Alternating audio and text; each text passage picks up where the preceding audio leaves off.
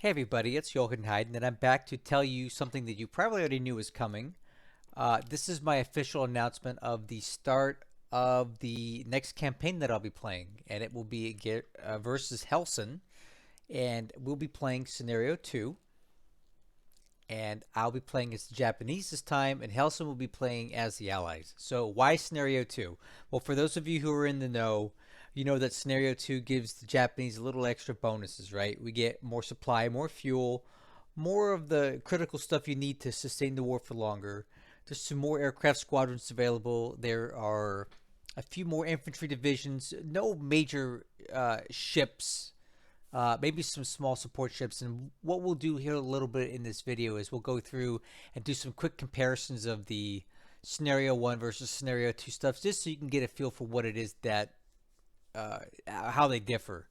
But Hellsen was insistent that I play Scenario 2. This is definitely my first time playing Japan against a human opponent, so he felt that I needed the crutch, and quite honestly, I agree with him. So I will be playing Scenario 2 because I feel like I need it, and he feels like I need it. Um, as far as I know, Hellsen's experience with the Allies has only come from one campaign a few years ago, and it ended in May. He did very well apparently and defeated the Japanese player, and they elected to end it because it was just going very, very south. I'm hoping to do a bit better than the guy that he played. I don't know that gentleman's ability level. If Hellsen was just that good or if that guy was just that bad, I don't really know. But I'm hoping to put up a better fight. So at this point, what I want to do is go ahead and introduce us officially. If this is your first time watching any of my videos or channels and you don't know who I am or you don't know who Hellsen is, let me go ahead and explain that right now. Okay, so as you know, I am Jochen Heiden. I am from California. I've been playing this game since January of 2022. I'm kind of late to the game here, but I fell in love with this game the second I started watching it. And I will give some credit to a guy named Strategy Gaming Dojo. He's kind of fallen off the face of the earth here, but it was his videos that initially got me started in this game. I watched his tutorials and I watched him play Lodric, and I was like, man, I really want in on this action. So I started playing the game, and by May of last year, I was in my first play by email with Lodric. He played Japan, I played Allies, and I beat him. But I also have a loss. So my loss is to Hellsen. I was playing again Scenario 2 Allies. He was playing Japan, and that campaign never really found its footing. I was more engrossed in the Lodric campaign, and not only that, I determined that Hellsen was a much better player than I thought he was. And I could tell that I wasn't going to be doing that well. So we agreed to end it, but I will take the credit for the loss because although it was mutual, if I was doing well, I probably would have kept playing it and not even tried to go there. So I'm 1 for 1 with my Warner Pacific career, and I'm hoping to change that. So at this point, I'd like to introduce you to Hellsen. Okay, here's Hellsen. Quite the handsome guy, as you can see. Hellsen has quite a bit more experience with this game than I do. He's been playing for at least 4 years, possibly more, and he has multiple play-by-email campaigns under his belt. To my knowledge, maybe all but one were wins. He plays Japan for the most of those. Maybe 1 or 2 allied campaigns, but this is going to be his first time playing me. Uh, with him playing the Allies, so I'm hoping to give him a good fight. He brings a lot of experience to the table. He does modded games. He does variants. He understands the nuts and bolts of this game very well, so he will be a very challenging opponent. While he doesn't have a ton of experience playing Allies, he has a ton of experience playing this game, and I know it's going to be a great fight, and it won't be a pushover by any means. Okay, let's talk about the house rules for this. So as you know, it is scenario 2. Player-defined upgrades are on, and realistic research and development is on. And that only pertains to me as a Japanese player. So let's go. No CV hunting in the first 2 turns of the game. The Japanese know exactly where the American carriers are at the start, and we don't want Kido Butai chasing after the Lexington and the Enterprise at the start of the game. We don't do that. No invasions within 3 hexes of a size 4 port on turn 1. What does that mean? That means that I can't invade any place on the map that has a size 4 port within 3 hexes of it. That's to keep you from doing gamey stuff like going after Portland, trying to invade Pearl Harbor, like going after Sydney at the start of the game, that kind of stuff. We're not doing that. 4-ship task force minimum if you have multiple task forces in a hex. Well, what does that mean? That means no splitting up your task forces and scattering them into a million little single ship task forces in the same hex to avoid action by enemy aircraft carriers, ships like that. And why is that important? Because it's gamey. The way this game works with task forces and aircraft, it'll send whole aircraft squadrons after a single ship. It goes after the task force sometimes, not just a ship. And it's a way of running out a task force out of ammo, making aircraft go after lone ships in the same hex. It's gamey. So what we're saying here is that you got to have at least 4 ships in a task force if they're going to occupy the same hex. Now, if they are scattered into the wind and they all go different directions, that's like breaking up a convoy. That's something different. He's talking about same hex. I agree. Okay, no 4-inch planes below 10,000 feet on naval strike. Patrol planes are excluded. That's pretty self-explanatory. Also, we have a phased cap altitude, sweep altitude for this campaign, and you can see the numbers right here. They go higher as the dates go on. And why is that important? Again, because it's gamey. I was having issues with Lodric in my campaign, bringing his zeros in at like 35,000 feet, sweeping over my guys when they could not come anywhere close to flying at that altitude because the aircraft that I had were just not competitive.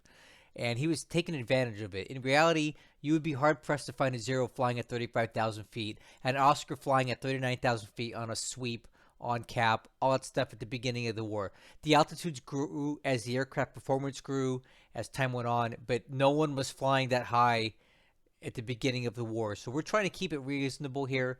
20,000 feet is a cap of altitude, 25K, 30K, so on and so forth as the years go on. And that's just to keep us from being exploitive with the game engine as it pertains to aircraft altitudes and stuff like that. We got more rules here. All right. Paratroopers, free to use fragments to capture small island bases, but we got to bring the whole thing if you're going somewhere else. So if I want to use a parachute regiment to capture a base in China, the whole unit needs to come. I can't be splitting it up into 10 different little places to try to block hexes and do a bunch of gamey stuff like that. I agree. Number 7, no strategic bombing in China until 1942. Why? Strategic bombing in China opens up a Pandora's box of bad things for everybody. It's very easy for the Japanese to be very exploitive and completely bomb to smithereens the Allies' industry in China, making the place a smoking ruin. And there's just not a really great way for them to defend against that unless you're really good at cap traps and bringing in aircraft. So we just don't do it. All right, number 8, not more than 1 squadron bombing per hex at night. This is to avoid really gamey stuff that we may have seen in another campaign that I possibly played where entire sides would send all of their aircraft on a night bombing attack in one hex at one time and completely destroy and overwhelm everything. In reality, night bombing was not done with a lot of frequency, especially in the Pacific War. They did not have the navigational equipment. They didn't have the radar. Neither side had any capability of doing any effective night bombing, at least not for the first couple of years of the war. So, if we're going to be doing night bombing in this campaign, 1 squadron maximum per hex at night, just to keep it reasonable. And I agree with that. Okay, number 9, and this is very important, and I'm glad I'm doing this. Must pay political points across borders except for Thai units into Burma or Malaysia and into appropriate headquarters, i.e. no land units into an air headquarters. Okay, so remember in Lodric's campaign when he brought the entire Kwangtung army, or most of it, over to China? He didn't have to pay any political points to do that. It was free for him to do, and I almost lost China because of it, because he just overwhelmed me with tons of crap. In our campaign, we got to pay to unlock those units to leave their restricted headquarters area for both sides, both for the Allies and for the Chinese. And or Allies and the Japanese, not the Chinese. It's a double-edged sword, though, because like now you can't move your Chinese units out of China into India and Burma. But I also can't move all of Kwangtung army into China to assist without paying political points because they're all in a restricted headquarters that wasn't intended to go into China. So I have no problem with this. I'll make it work. Um, I think it's fair, or else the Japanese player can just run amok and just completely overwhelm everybody in China with mounds of units that you need to pay for to get.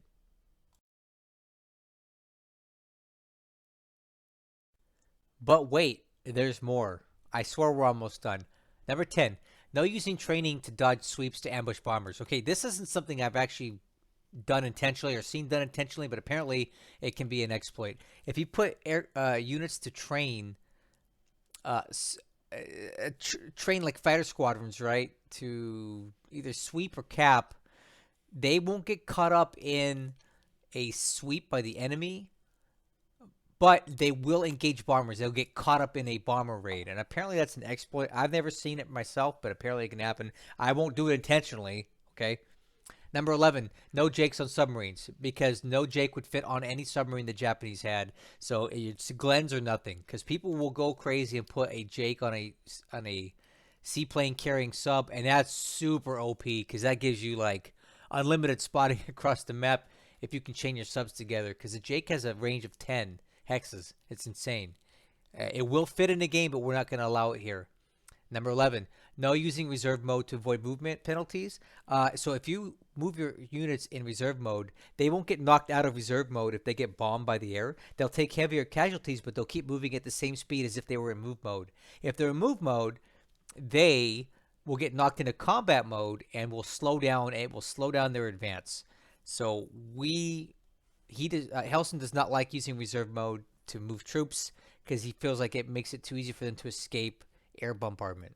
I don't know if I agree with that, but I have to play ball with some of these rules. That's what it is. Okay, last rule. I swear this is it. Okay, here we go. Allies allowed to give orders to existing task forces and units in China on turn 1 only, meaning the Allies can't make new task forces, break up task forces, do anything but move the ships that are already on the map at the beginning of turn 1 before it all starts and nothing else to simulate the surprise that they may have had by the Japanese striking on December 7th. That's pretty standard and self-explanatory. Okay, I want to briefly talk about some of the main differences between scenario 2 and 1. Now, there are a number of differences in ships, troops, aircraft, squadrons, all that stuff, but the biggest takeaway here is going to be on the industrial side and supplies and fuel. If, as you can see here, when you compare scenario 1 to 2, and forgive this thing I made, I'm not the world's best graphic maker, but hopefully you can read this. The biggest takeaway here is that the Japanese get 1.8 million more supply, 2 million more fuel, 1.6 million more oil, and more resource centers, more resources, more industrial capacity than you do in scenario 1. And that's the most important thing here. This scenario 2, among all the other units and stuff you get, it just gives you more stuff to sustain your campaign longer from the start. And that's important because the Japanese tend to run out of steam with some exceptions of like Desert Wolf, who's just the best ever. Um, yeah, the average Japanese player in scenario 1 runs out of supply, runs out of fuel, runs out of steam pretty early on, maybe 6 months, and they're basically scraping it up. Scenario 2 gives you quite a bit more time with more added resources to start with. So you have a better fighting chance of sustaining your campaign, maybe all the way into the end of 1942 before you start running out of stuff. So that's probably the most important difference between scenario 2 and 1. Okay, so a couple questions that you guys might have is, when is this going to start? Okay, it will start when it's ready, is the best I can tell you. The setup for the Japanese, especially for a new Japan player such as myself, is incredibly complicated and complex. The industry has to be set up, research and development has to be set up, all the special task forces have to be set up, everything has to be set up and moved, and it takes a long time. And I've got a lot of stuff going on in my life right now. I got to get through it. I'm doing my private pilot training again, Got my kids, they're doing soccer, got my girlfriend, I got my real job. And I know this might not be what Hellsen wants to hear, but I want to make sure I get this right because the first turn, you got to go and you got to get it right. And I don't want to screw it up. So I'm going to take as long as I need to get this right to make sure I give Hellsen the best possible game that I can give him. So if it takes me a month, it takes me a month, but I want to make sure I get it right. And then the second question you might be asking is, what is my strategy for this campaign? And I'm going to have to tell you, I'm going to be a bit more tight-lipped about this as the Japanese player than as the Allied player. For the Allied player, early on, you can talk about strategy all you want because it's all about defending and holding the Japanese back. And there's no secrets about what you're trying to do, okay? However, when you're playing the Japanese, there are a lot of secrets because where I depend to go hard and where I depend to go light can leave holes for the Allied player to exploit if that information was known. I have a very, very small group of people who know what my plans are. And they're in a little bit of a planning conference with me. They know what's up, but as far as the public at large, I'm going to have to execute a lot more OPSEC in this campaign than I did in my Allied campaigns because it is crucial that the Allied player not know what I'm doing until it's too late or they can react to it and stop me. And I must grab as much territory as I can early on without interruption by the Allied player before they can react. If they don't know where I'm going and what my plans are, what I'm doing, they have a lot of ground to cover, right? But if they know I'm going to go really hard, for example, I want to go really hard in SOPAC. I want to grab Espiritu Santo, New Caledonia, Fiji, New Zealand. I want to grab Samoa. I want to take Australia. If I start being open, blabbing about this and loose-lipped about this, then Hellsen will plan accordingly. He said, well, if he's going to be down here, then I need to be down here too. Or conversely, maybe I'll just move my carriers to the Indian Ocean then because I don't want to run into the Kido Butai in 1942. Right? But if he doesn't know where I'm going, he doesn't know where to plan. And he's always going to be on the back foot. And that was a problem I always had playing the Allies is when you're the defender, you're constantly at a initiative deficit. If you don't know what the enemy is going to do or where they're going to attack, you're always reacting to it and not being proactive, right? Now, unless they're really telegraphing their moves, then you can react to it or be proactive. But if I am careful with my OPSEC and I don't tip my hand too early, Hellsen will struggle to deal with wherever it is that I'm trying to go. So please don't expect me to be too liberal with my plans as the Japanese. You guys are just going to have to watch it and find out. That being said, if you want to come over to my Discord channel, I'll be more willing to discuss certain things behind a locked room with you than I will be out here in public. So again, if you haven't heard my pitch for joining my Discord lately, now's a great time because I'll be more willing to discuss stuff with you there than I will be here. So it's just going to be a big surprise for you guys to know where I'm going to go or what I'm going to do. But yeah, I think that's basically it. So I hope you enjoyed this introduction. I hope I showed you some cool stuff. If you have any questions that aren't going to break my OPSEC policies, by all means, put them in the Discord. Put them in the comment section. I ask you that you be patient with me as I do my setup. It's going to take me a while. I want to get it right, but there's a lot of stuff to do here. So this campaign is happening. I will see it through. This is going to be the only campaign I'm playing for War in the Pacific, so it'll have my undivided attention, which means more turns per week, better quality videos, and better quality gameplay from me. And Hellsen has earned this campaign from me, and I'm going to give him the best one I can, and I hope it's entertaining for you guys. So until the next video about all this, I'll catch you on the next one.